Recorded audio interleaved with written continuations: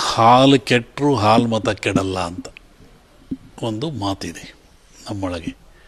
ಹಾಗೆ ಹಾಲು ಮತ್ತವ್ರಿಗೆ ಅಧಿಕಾರ ಬಂದರೆ ಇಸ್ಕೊಳ್ಳೋದು ಕಷ್ಟ, ಅವರಾಗೆ ಬಿಡಬೇಕು ಹೇಳಿರೋದು ನಾನು.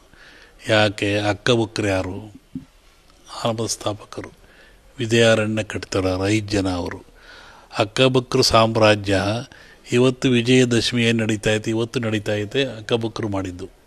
ಛತ್ರಪತಿ ಶಿವಾಜಿ ಯಾರು? ನಿಮ್ಮ ಗದಿಗಿನವನೇ, ಅವನು ಹಾಲ್ಮತ್ತವನೇ ಶಿವಾಜಿ. ಆಮೇಲೆ ಆ ರಾಣಿ ಕಾಶಿ ದೇವಸ್ಥಾನ ಕಟ್ಟಿಸಿ ರಾಣಿ ಆಕೆಯು ಹಾಲ್ಮತ್ತವಳೆ. ಹಿಂಗೆ ಹಾಲ್ಮತ್ ಸಮಾಜದಲ್ಲಿ ಲೋಕೋತ್ತರ ಕಾಣಿಕೆಗಳಿದ್ದಾವೆ. ಅವರು ಒಂದು ರೀತಿಯ ದೈವ ಬಲ ಇದೆ. ಎಲೆಕ್ಷನ್ ಊಟ ಮೊದಲು ಹಾಲ್ಮತ್ತರು ಬವಣಿಗೆ ಮಾಡುವಂತಾರೆ. ನಾನು ಹೇಳಿದ್ದೇನು, ಹಾಲಮತ ಸಮಾಜದವರಿಗೆ ಅಧಿಕಾರ ಬಂದರೆ ಬಿಡಿಸ್ಕೊಳ್ಳೋದು ಕಷ್ಟ, ಅವರೇ ಬಿಡಬೇಕು ಅಂತ. ಹೋದ 5 ವರ್ಷ CM ಆಗಿದ್ರು, ಬಿಟ್ಟರೆ ಅವರು ಎಷ್ಟು ಹೋರಾಟ ಮಾಡಿದ್ರು, ಬಿಡಿಸ್ತಿಲ್ಲ. ಹಾಗೆ ಬಂದಿದೆ, ಅವರಾಗೆ ಬಿಡಬೇಕೆ ವಿನಃ ಬಿಡಿಸೋದು ಕಷ್ಟ ಅಂತ ಹೇಳಿರೋದು. ನಾನು ಹಾಲ್ಮತ ವ್ಯಕ್ತಿ ಬಗ್ಗೆ ಹೇಳಿಲ್ಲ, ಆ ಸಮಾಜದ ಗೌರವ ಘನತೆ ಬಗ್ಗೆ.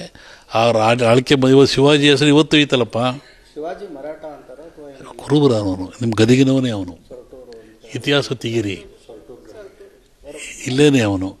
ಆಮೇಲೆ ರಾಣಿದು ಆಕೆ ಹಾಲ್ಮತ್ತವಳೆ ಆಕೆ. ಸಂಗಳ್ಳಿ ರಾಯಣ್ಣ ಹಾಲ್ಮತ್ತವನೇಕೆ. ಕಿತ್ತೂರು ರಾಣಿ ಉಳಿಸಿದ್ದು ಅವನಿಂದ. ಹೀಗೆ ಈ ಒಂದು ಸಮಾಜಕ್ಕೆ ಒಂದು ಘನತೆ ಇದೆ, ಗೌರವ ಇದೆ. ಅಧಿಕಾರ ಬಂದರೆ ಇಸ್ಕೊಳ್ಳೋದು ಕಷ್ಟ. ಸಂಗಣ್ಣನ ಕೊಂದರು, ಇಲ್ಲದೆ ಹೋದ್ರೆ ಬಿಡ್ತದ ಅವನು. ಹಕ್ಕಬೆಕ್ಕರು ರಾಜ್ಯವನ್ನು ಕಟ್ಟಿದರು 5 ಜನ ಅವರು.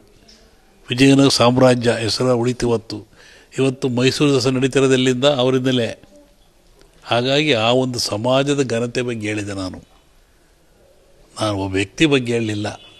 ಯಾಕೆಂದರೆ ಹೋದ ಸತಿ ಆಯಿತು, 5 ವರ್ಷ ಅವ್ರು ಆಳಿದರು, ಎಷ್ಟೆಷ್ಟೋ ಪ್ರಯತ್ನ ಪಟ್ಟರು ಬಿಡ್ಸೋಕ್ಕಾಗಲಿಲ್ಲ. ಈಗಿದೆ, ಈಗ ಆಗಿದ್ದಾರೆ, ಅದರಿಂದ ಕಷ್ಟ ಇದೆ, ಅವರಾಗೆ ಬಿಡಬೇಕು ಅಂತ ಹೇಳಿರೋದು ನಾನು.